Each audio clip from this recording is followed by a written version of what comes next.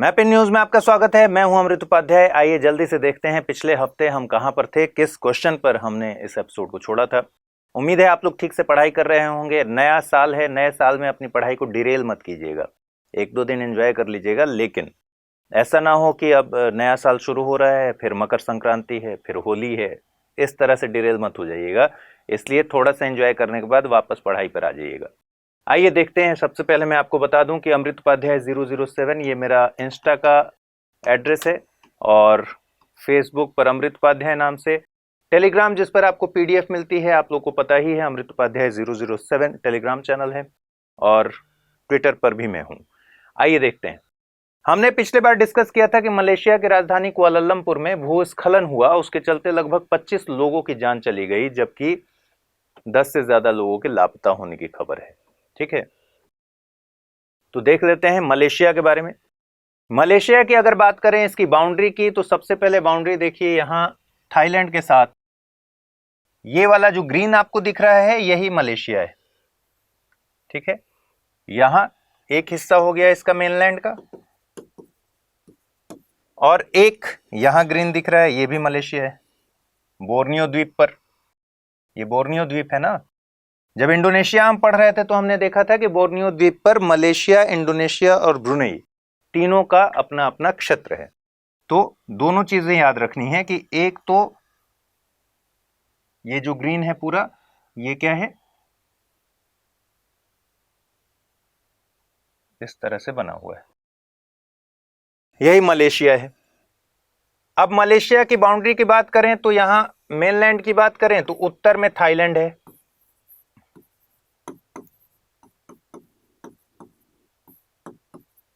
कल मुझे एक कमेंट दिखा कि अब सर की हैंडराइटिंग में कुछ सुधार हो रहा है। मैंने कहा था ना कि बहुत दिनों से मैं कोशिश कर रहा हूं कि हैंडराइटिंग सुधर जाए। आप लोगों को कुछ दिखता तो है नहीं, मैं लिखते रहता हूं, तो अब मैंने कुछ कुछ सुधार किया है। देखिए अब दिख रहा होगा आपको।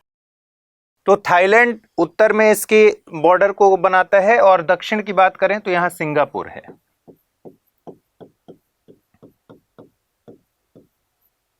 ठीक है, ये मेनलैंड वाले बात हो गया। बोर्नियो वाले हिस्से में बात करेंगे तो इंडोनेशिया आपको दिख रहा है, ये वाला जो पोर्शन है सारा क्या है, इंडोनेशिया। ठीक है, और साथ में यहां ब्रुनेई है।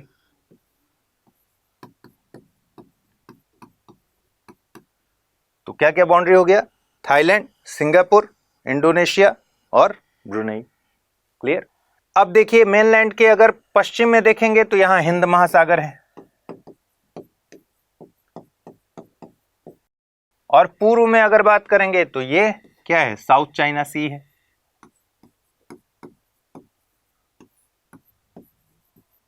दक्षिण चीन सागर, दक्षिण कर लीजिएगा इसको हिंदी में।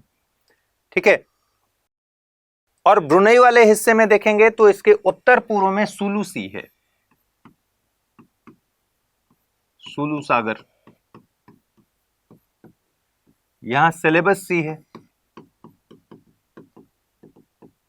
सेलेबस सागर। ठीक, अब आपको बताना है कि साउथ चाइना सी किस महासागर का हिस्सा है, सेलेबस सी और सुलू सी किस महासागर का हिस्सा है, ये आपको बताना है। यहां एक इंपॉर्टेंट स्ट्रेट है जो मलेशिया के मेनलैंड से, और ये सुमात्रा है। यहां पर जब हमने इंडोनेशिया पढ़ा था तो हमने द्वीपों की श्रृंखला देखी थी, सुमात्रा, जावा। तो स्ट्रेट ऑफ मलक्का जो हमने पहले भी पढ़ा है, मलक्का स्ट्रेट से बहुत बड़ी तादाद में व्यापार होता है। और मलक्का स्ट्रेट किसके किसके बीच में है, सुमात्रा जो कि इंडोनेशिया का हिस्सा है, सुमात्रा द्वीप और मलेशिया के बीच में क्या है, स्ट्रेट ऑफ मलक्का है, और यहां से बहुत बड़ी तादाद में व्यापार होता है। याद कीजिए या फिर मुझे बताइए कि थाईलैंड को पढ़ते हुए हमने कौन सा एक कनाल देखा था जो अगर बन जाए, जो कि अभी चल रहा है, उस पर प्रस्तावित है, जो अगर बन जाए तो मलक्का स्ट्रेट पर दबाव कम हो जाएगा। इस क्वेश्चन का जवाब आप कोशिश कीजिए रिकॉल करके कि पिछला एपिसोड जो आपने देखा ही हुआ है, इसके आधार पर जवाब दें। कि थाईलैंड को लेकर जब हम पढ़ाई कर रहे थे तो हमने एक रास्ता देखा था जिससे अगर ट्रांसपोर्ट होने लगे, कनाल बन जाए, प्रस्तावित है, तो मलक्का स्ट्रेट पर इससे दबाव कम हो जाएगा।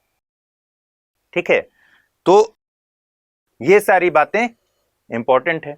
अब ब्रुनेई वाले हिस्से में देखेंगे आप तो यहां क्रॉकर रेंज दिखेगा आपको। क्या नाम है इसका?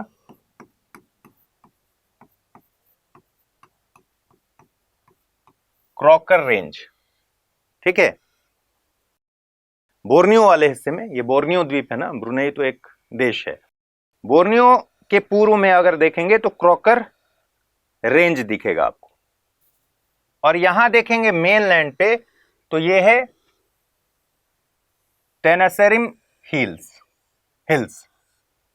ये अब मिटा देता हूं मैं, ये तो आपने नोट कर ही लिया होगा।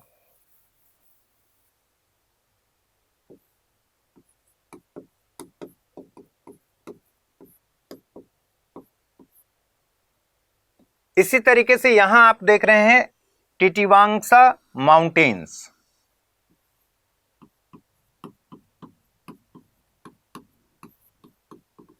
तो क्या क्या हो गया? टिटिवासा माउंटेन्स, टेनेसेरिम हिल्स, क्रॉकर रेंज, ये सारे इंपॉर्टेंट चीजें हैं इसमें मलेशिया में। आइए देखते हैं। और कुआलालंपुर कहां है? कुआलालंपुर जो कि राजधानी है, ये इस पोजीशन पर है। तो मतलब मेनलैंड में अगर बात करें तो ये हो जाएगा दक्षिण पश्चिम की तरफ। ठीक है, चलिए अब क्वेश्चन ये है कि निम्नलिखित पर विचार कीजिए, जो मैंने क्वेश्चन दिया था। हो ची Minh City, Bandung, Bangkok, Singapore, Kuala Lumpur. अगर आप दक्षिण पूर्व एशिया की यात्रा पर निकलते हैं तो इन शहरों का दक्षिण से उत्तर सही क्रम क्या होगा, ये आपको बताना था। तो दक्षिण से उत्तर सही क्रम देख लेते हैं। सबसे पहले इसमें देखें, अगर सिंगापुर हमने यहां डिस्कस कर लिया, कुआलालंपुर जो कि राजधानी है मलेशिया की, तो एक ये सिंगापुर हो गया, दो हो गया कुआलालंपुर। फिर क्या है? हो ची मिन सिटी वियतनाम में, यहां ये हो ची मिन सिटी वियतनाम का एक शहर है। ठीक है, फिर है बांडुंग, तो बांडुंग पड़ता है जावा, ये है बांडुंग, कहां है? इंडोनेशिया में, इंडोनेशिया के जावा द्वीप पर। ठीक, और क्या बच गया? बैंकॉक बच गया, बैंकॉक थाईलैंड, यहां।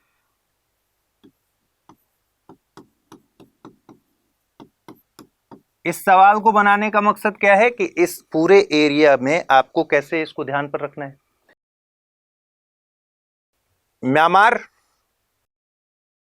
Thailand, Laos, Vietnam, Cambodia. एक जो ज्यादा नॉर्थ में है वो क्या क्या है? बर्मा, थाईलैंड, लाओस, वियतनाम और कंबोडिया। ठीक है, अब थोड़ा सा यहां पर यह भी ध्यान रखिए कि बैंकॉक यहां है। हो सकता था कि बैंकॉक अगर यहां होता, क्योंकि यह भी तो थाईलैंड का हिस्सा है। ठीक है, थाईलैंड के हिस्से के ही बगल में ये वाला जो पार्ट देख रहे हैं ये बर्मा का है, ये लाओस है और इधर वियतनाम है। तो वियतनाम ने इसको इस तरह से घेर रखा है ऐसे, और थाईलैंड ने इसको ऐसे घेर रखा है। ठीक, तो एक तो ये क्रम आपको याद रहना चाहिए। फिर ये ध्यान रहना चाहिए कि मलेशिया, मलक्का स्ट्रेट याद रहेगा ना हमेशा कि मलेशिया और सुमात्रा यानी कि इंडोनेशिया का द्वीप, तो मलेशिया ज्यादा नॉर्थ है। यहां भी बोर्नियो द्वीप पर भी मलेशिया नॉर्थ से बाउंड्री बनाता है, तो मलेशिया की पोजीशन ज्यादा नॉर्थ है और फिर इंडोनेशिया की पोजीशन है। ठीक है, तो मोटे तौर पर आपको ये याद रखना चाहिए कि ये देशों का एक क्लब है, फिर इन देशों का एक क्लब इस तरीके से है। और द्वीप हमने इंडोनेशिया में बताया था कि इंडोनेशिया के द्वीप किस सीक्वेंस में है, उससे भी क्वेश्चन आ सकता है। तो अब देख लीजिए, सबसे पहला हमसे क्या पूछा गया है, दक्षिण से उत्तर की तरफ। तो सबसे पहला ऑप्शन होगा बांडुंग, उसके बाद होगा सिंगापुर, उसके बाद कुआलालंपुर, उसके बाद हो ची मिन्ह सिटी, फिर बैंकॉक। ठीक, बांडुंग 2 नंबर, तो ये खत्म हो गया और ये खत्म हो गया। फिर है सिंगापुर 4 नंबर, इसमें भी है, इसमें भी है। 5 कुआलालंपुर। मामला है 3 और 1 में या फिर 1 और 3 में, दोनों में क्या सही है? 1 है हो ची मिन्ह सिटी और 3 है बैंकॉक। तो देखिए बैंकॉक पड़ेगा ज्यादा नॉर्थ और हो ची मिन्ह सिटी यहां पर पड़ेगा। तो इसका मतलब क्या है? ऑप्शन सी इसका सही उत्तर है। ठीक है, अगला देखते हैं। इन दिनों राजस्थान का ताल छापर वन्य जीव अभयारण्य सुर्खियों में है। क्यों सुर्खियों में है? यहां राजस्थान हाईकोर्ट ने संज्ञान लिया था। राज्य सरकार ने खान मालिकों के दबाव में आकर इस अभयारण्य को इको सेंसिटिव जोन से हटा दिया था। ठीक है, घटा दिया था, रिड्यूस कर दिया था इसके इको सेंसिटिव जोन को, ESZ को, और घटाकर 3 स्क्वायर किलोमीटर करने का फैसला लिया था। यह राजस्थान सरकार का फैसला था, लेकिन इस पर कोर्ट ने संज्ञान लिया और संज्ञान लेके कहा कि इस फैसले पर अभी स्टे रहेगा। मतलब इको सेंसिटिव जोन को, ताल छापर वन्य जीव अभयारण्य के इको सेंसिटिव जोन को श्रिंक नहीं किया जाएगा, रिड्यूस नहीं किया जाएगा। यह अभयारण्य लगभग 4000 ब्लैक बक और अलग तरह के शिकारी पक्षियों का संरक्षण स्थल है। तो क्या इंफॉर्मेशन है यहां कि यह ब्लैक बक्स के लिए जाना जाता है। ठीक है, ठीक। अब सवाल यह है कि हाल ही में खबरों में रहे ताल छापर वन्य जीव अभयारण्य के बारे में आपको कुछ कथन दिए गए हैं, उसमें आपको बताना है कि ये सही है या फिर नहीं है। सवाल पूछ रहे हैं कौन से कथन सही है। पहला है कि यह अरावली पर्वत श्रृंखला के पूर्व में है, यह केवल 2 जिलों में विस्तृत है, यह व्यापक स्तर पर कॉमन पाम सीवेट का संरक्षण क्षेत्र है। ये 3 चीजें हैं और आपको बताना है कि इसका सही उत्तर क्या है। आइए देख लें। देखिए यहां ये जो आपको हिस्सा दिख रहा है, ये वाला, जब आपको PDF मिलेगा, मुझे पता नहीं कि इसमें आपको दिख रहा है कि नहीं, ये पूरा अरावली का रेंज है, अरावली का विस्तार है। ठीक है, और ताल छापर जो है वो इस पोजीशन पे है।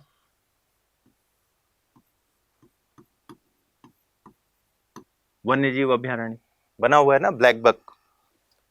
ठीक, तो एक तो इंफॉर्मेशन यही है कि ये ब्लैक बक्स के लिए, के संरक्षण स्थल के लिए जाना जाता है। फिर कई तरह की पक्षियों का संरक्षण स्थल। लेकिन असली बात यह है कि जब ये अरावली के पश्चिम में है तो ये पूरा जो हिस्सा आपको दिख रहा है ये येलोइश दिख रहा है, मतलब ये शुष्क और अर्धशुष्क क्षेत्र है।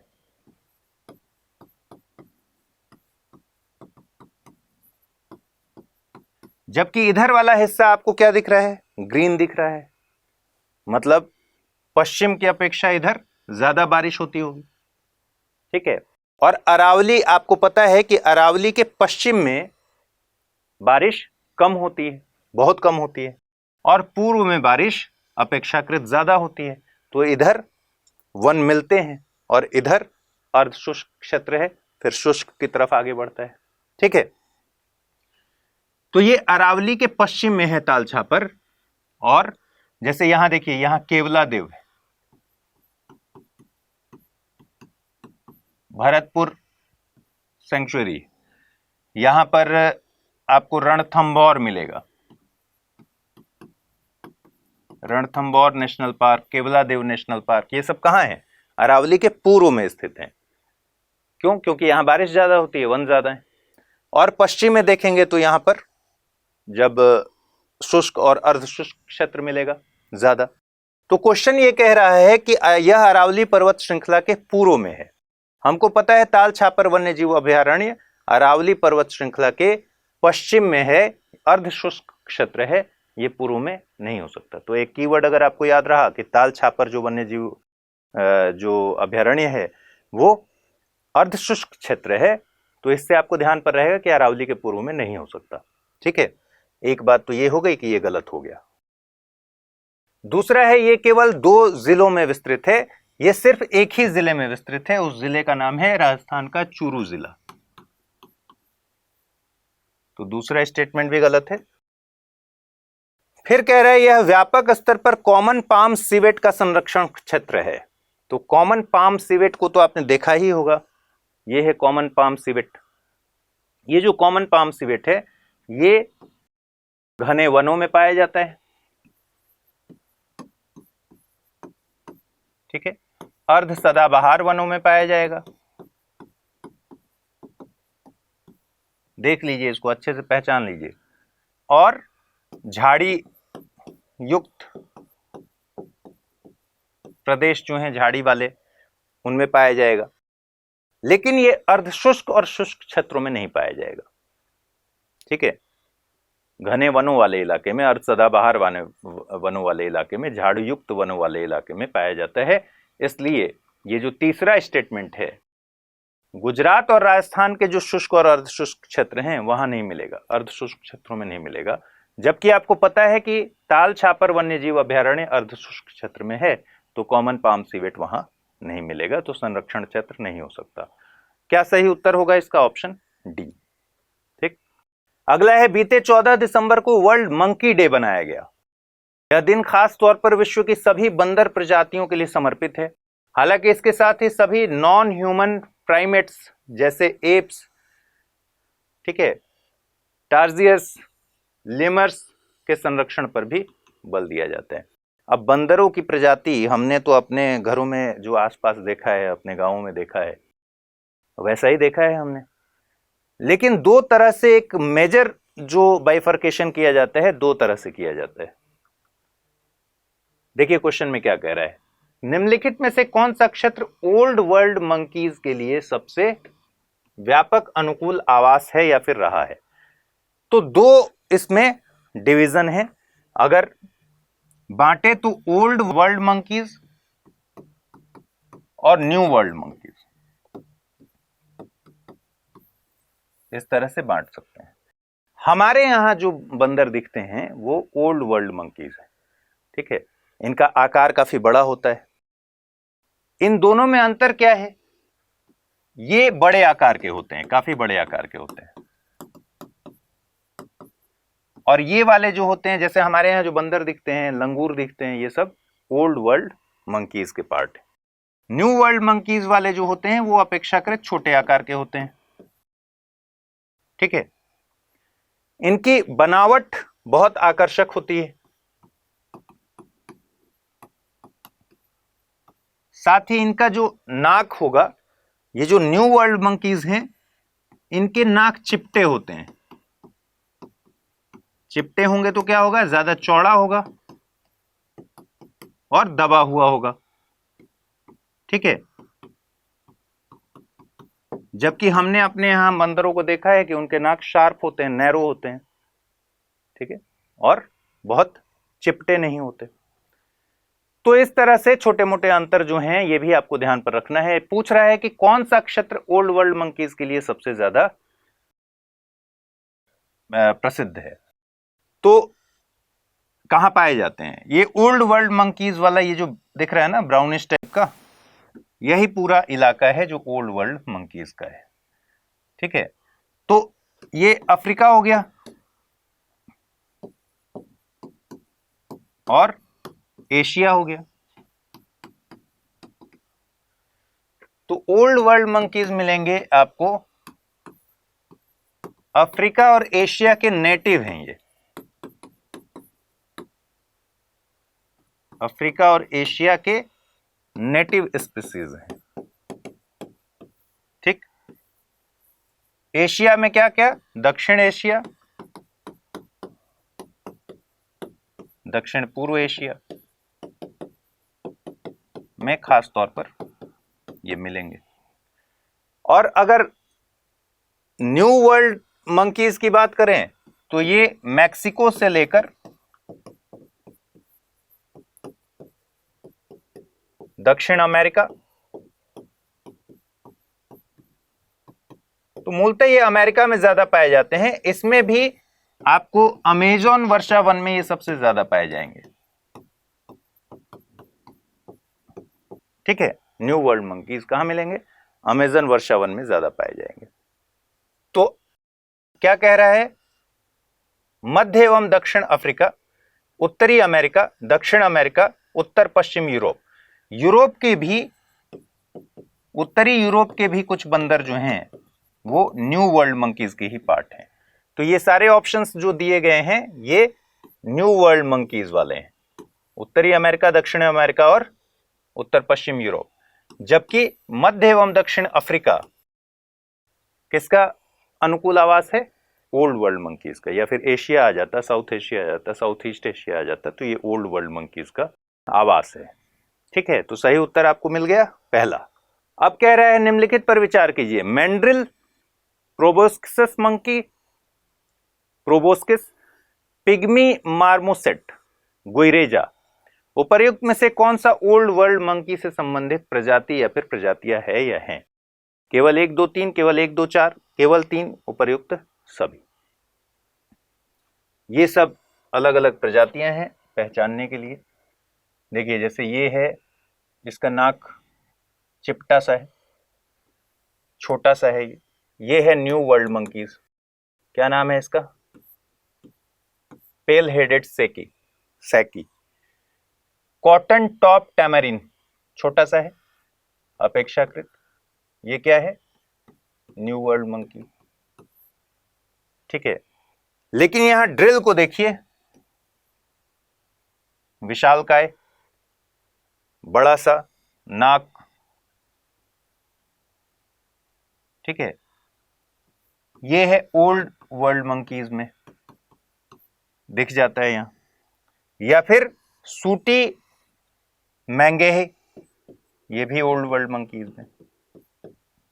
ठीक है, गुरेजा, ये है गुरेजा। इसके बाल बड़ी सुंदर से होते हैं, लगता है कि मतलब अभी सलून से निकला है, बहुत हेयर स्टाइल में। इसको ब्लैक एंड व्हाइट कोलोबस भी बोलते हैं या कोलोबस गुरेजा भी बोलते हैं। ये भी ओल्ड वर्ल्ड मंकीज का पार्ट है। तो ये है मैंड्रिल। ठीक है, देखिए एकदम अलग तरह का है ये ओल्ड वर्ल्ड मंकीज से संबंधित है।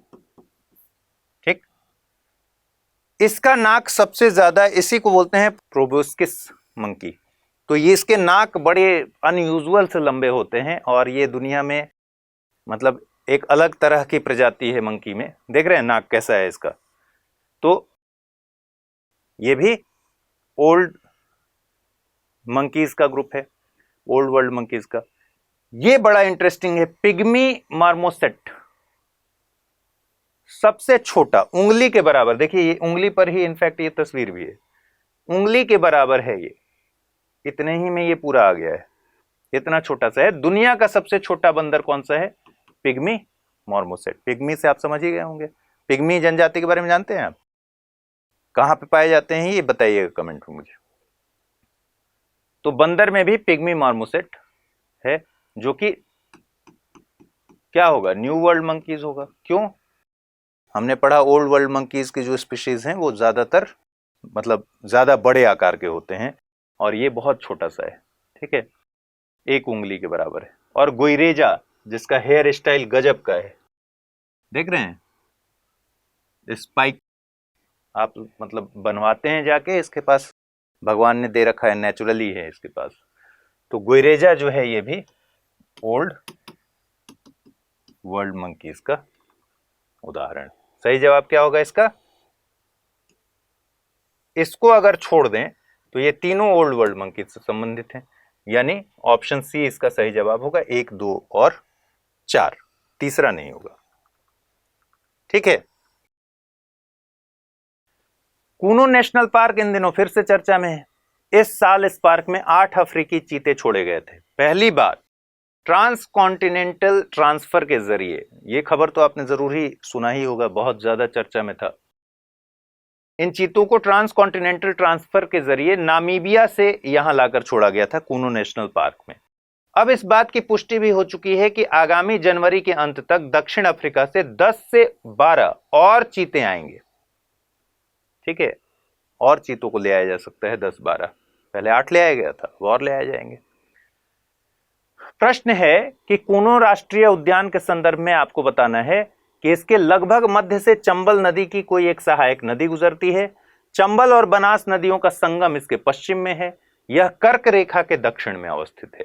आपको बताना है कि कौन से कथन सही हैं, केवल 1 और 2, केवल 2 और 3, केवल 1 और 3 या फिर उपर्युक्त में से कोई नहीं। तो इस प्रश्न का जवाब आप मुझे दीजिएगा, ठीक है।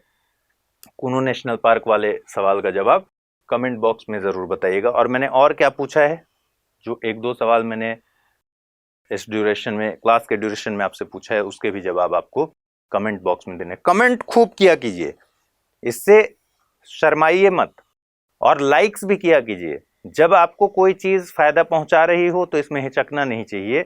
मान लीजिए कि अगर मुझे किसी चीज से फायदा पहुंचता है तो मुझे उससे लगाव भी होता है, और उस लगाव के बाद एक लाइक करने में जितना समय लगता है वो तो सेकंड भर का समय लगता है ना।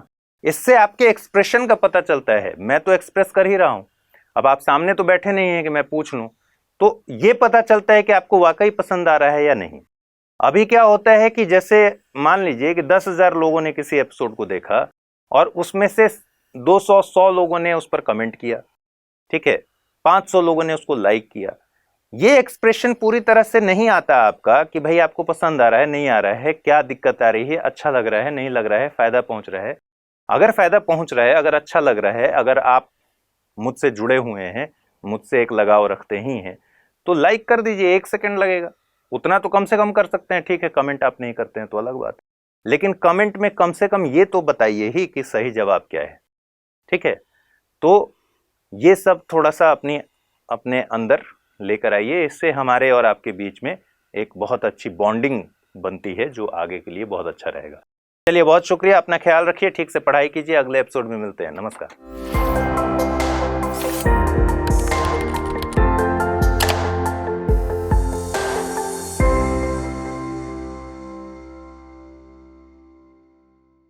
हिंदी में यूपीएससी की तैयारी से संबंधित प्रोग्राम्स को देखने के लिए सब्सक्राइब करें स्टडी IQ IAS हिंदी।